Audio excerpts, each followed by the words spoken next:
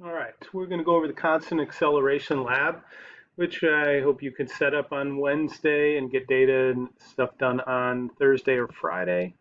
Um, so let's take a look at this.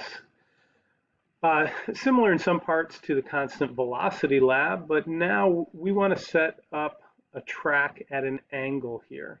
So the angle doesn't have to be very high. In fact, if it's high, it's much harder for you to collect data because the ball it will be moving fast because it's going to accelerate. So ideally, you can set up something with a real gentle slope. If you have like a piece of wood that is a meter and a half or so long, that would work awesome. And I would just put it on a step. And then you need any kind of ball that, our goal is to have as little friction as possible. And so that's what we want to think about. I told you guys in class, I would probably use my driveway because it has a real steady slope. And it would be pretty easy for me to do there. Something like a slide is probably too steep. But just let me know if you're looking for something, you can't figure out how to set this up at home. And so you want to divide the track's length into 6 equal parts.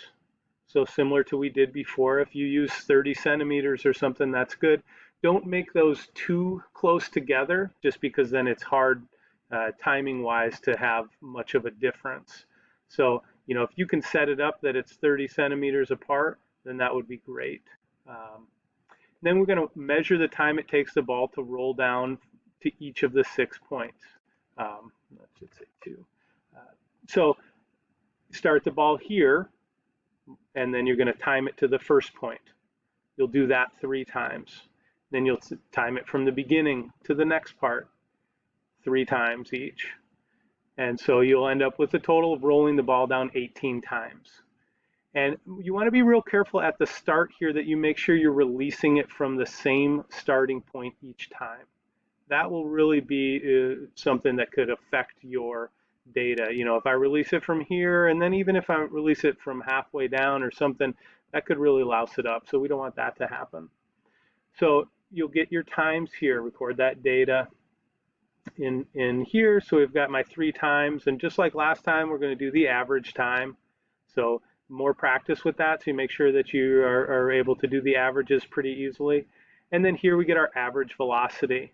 So average velocity, again, is distance divided by the average time. So we should be able to get those. Then what's useful for us is to graph these. And again, position time is the same thing as distance time, and then velocity versus time. So we're going to want to make 2 graphs, and hopefully we got comfortable last time.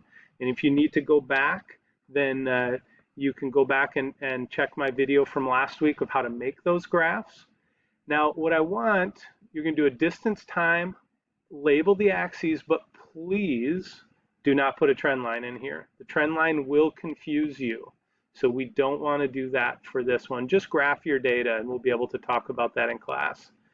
And then we're going to make a velocity time graph. Here, label the axes. This one, I want you to put a trend line in and include the equation for that. So similar, last time we did this on the distance time graph, and this time we're doing this on the velocity time graph.